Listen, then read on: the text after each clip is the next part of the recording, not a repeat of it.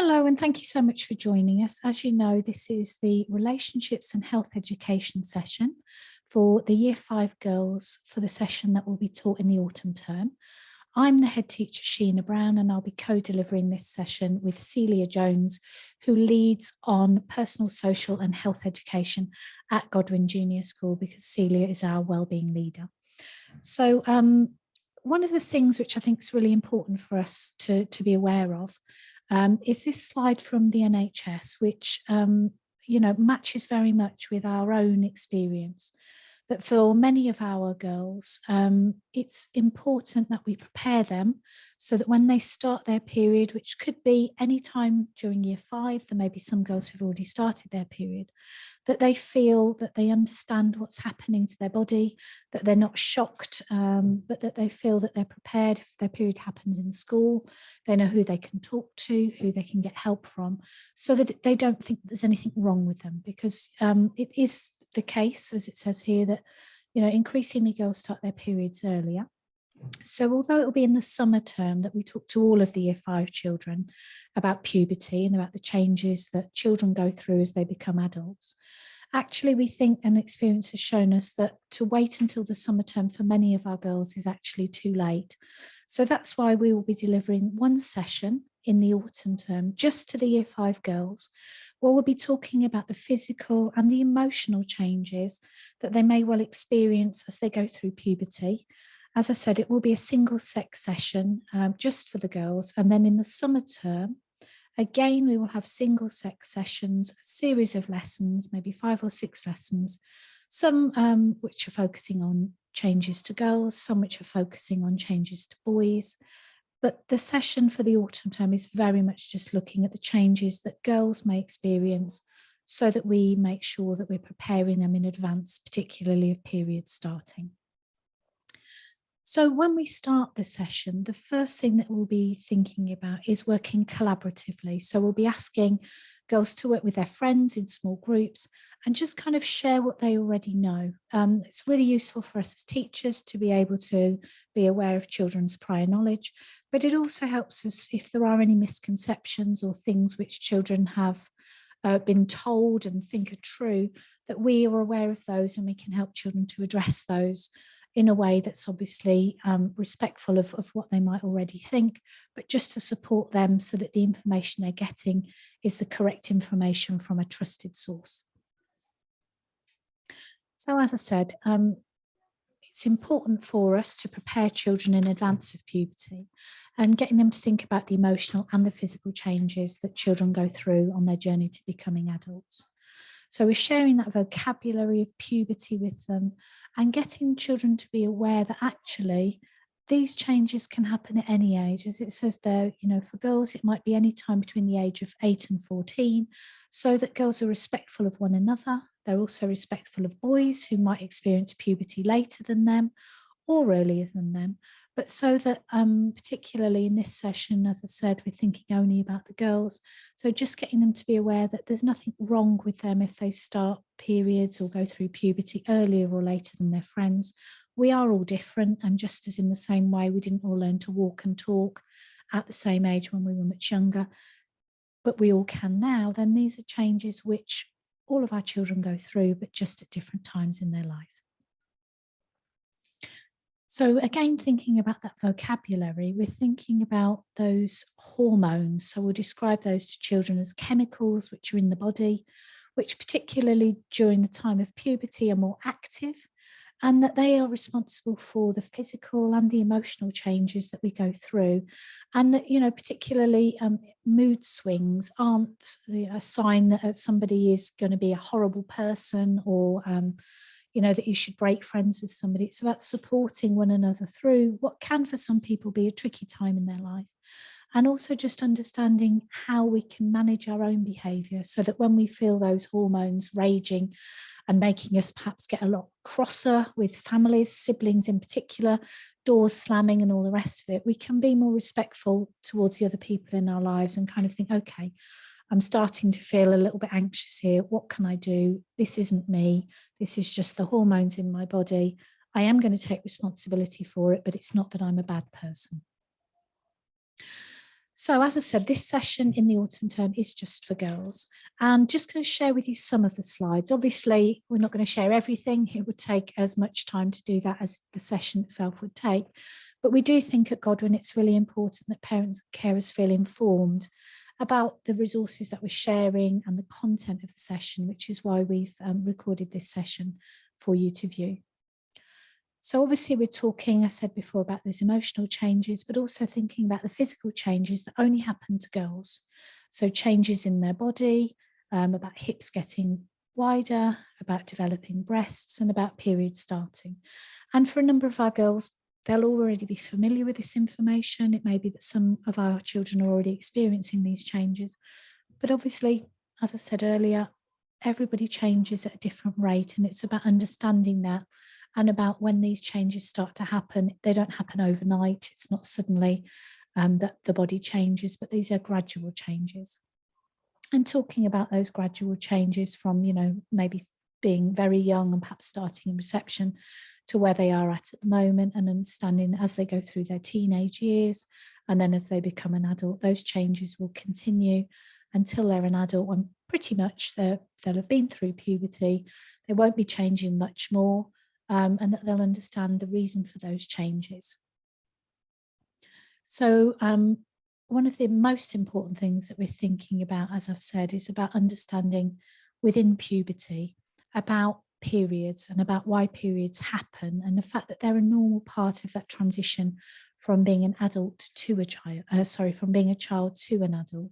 And it's nothing to worry about, because for us, it's important that if a girl starts her periods while she's at school, that she does understand that it's a natural part of that change, and that there are people in school who can support her with the practical as well as the emotional needs that she may or may not have. Okay, I'm going to hand over now to Celia Jones. So Celia is our PSHE leader, and Celia will be sharing the next slides with us.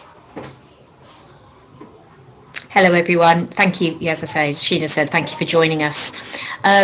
So to give Sheena's voice a break, what we'd like to share with you now is just a selection of slides and images that we'll be sharing with the girls at this part in year 5. Please be assured, although we will whistle stop through it to give you an idea, this will be taken at a much slower pace in this specific lesson, with vocabulary discussed and reviewed at every stage. So as I'm speaking to you, please do not fear, this isn't how we would be teaching it to the children. It's just giving you a taster, as it were, of what we will be discussing and looking at. So the first thing we will be doing is talking about the female body and the 5 main parts that we will be discussing in this lesson. It's incredibly important, we think, to use the correct scientific medical vocabulary, so that children can talk about their bodies accurately, so that they have that knowledge moving into year 6 and forward into secondary school. So keywords that we'll be using will be vagina, cervix, womb, ovaries, and the fallopian tubes. And then we'll be talking about periods themselves and how they happen. And these are some of the images that we'll be sharing with our pupils. And we'll be talking about that the journey starts at the ovaries, and that ovaries store hundreds of tiny eggs. We will explain that each month one of those eggs is selected to mature, and that it starts on its journey from the ovary down the fallopian tube. We'll also be discussing the fact that as that egg matures, that these hormones, and we will name that specific hormone of estrogen, that hormone is released into the body, which causes the womb lining to thicken. And that is so that if a woman decides to have a baby, that baby would be protected and nurtured. But we'll be explaining that when the womb lining isn't needed, the body sheds that womb lining, and that it is released out via the cervix and through the vagina, and that is what is known as a period and the menstrual cycle. It's a lot to take in. We really appreciate that in year 5. This is information that isn't a one-off. We know that there's only sometimes so much information that children can take in the first time, and this is information that will be shared with children again in year 6, and we know in year 7 and beyond. But as we've said, from our years of teaching experience, we are fully aware that there are children who need to have this information now, and perhaps already there are girls in year 5, possibly in year 4, who have started their periods. So we feel it is incredibly important that we share this knowledge and information with our girls now. We won't stop there. We will then talk about sanitary protection. It won't just be images. We are very mindful of having a large range of resources with us in all the classrooms.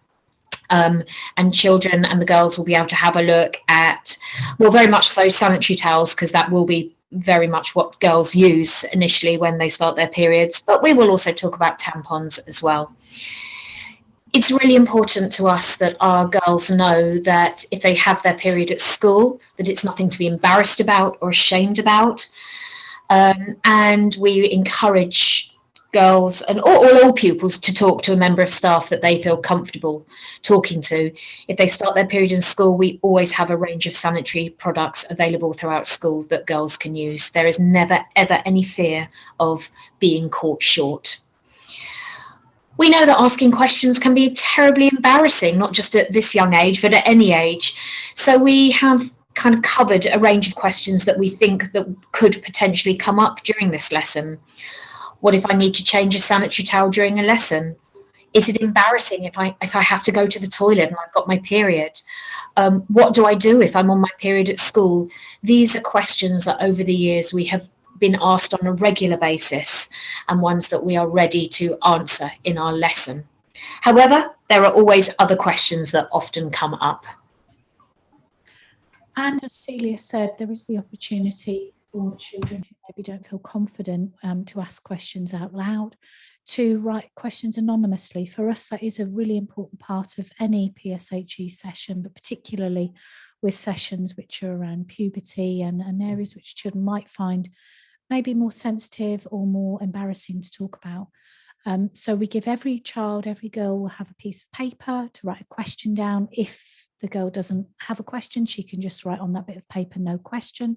We ask the children to fold their paper up, put it in the box, and then obviously the teachers can read through those questions and answer them. Because I think sometimes as adults, we have to be mentally prepared and think about what our answer to a particular question is going to be. And having the question written in front of us allows us to just process for a couple of moments what our precise answer will be. Obviously, if there's anything which isn't covered within what we're sharing with you in this session, then we either wouldn't read that question, or we would say that's something that you can discuss with your parents and carers at home, or we might say that's something that we cover in year 6 or that you might look at in secondary school.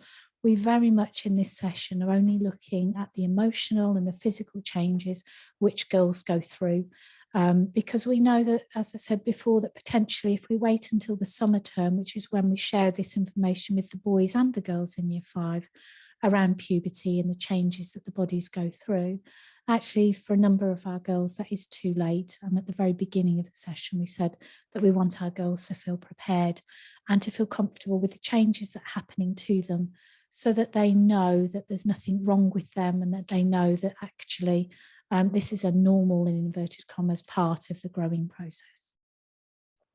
So that's basically the content. We've shared with you a number of the resources, as Celia said.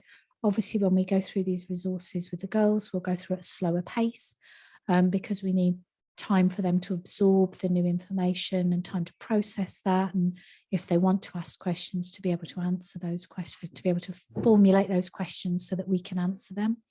But obviously with you as adults, we have just gone through a much faster pace, but we hope that this session's been useful for you.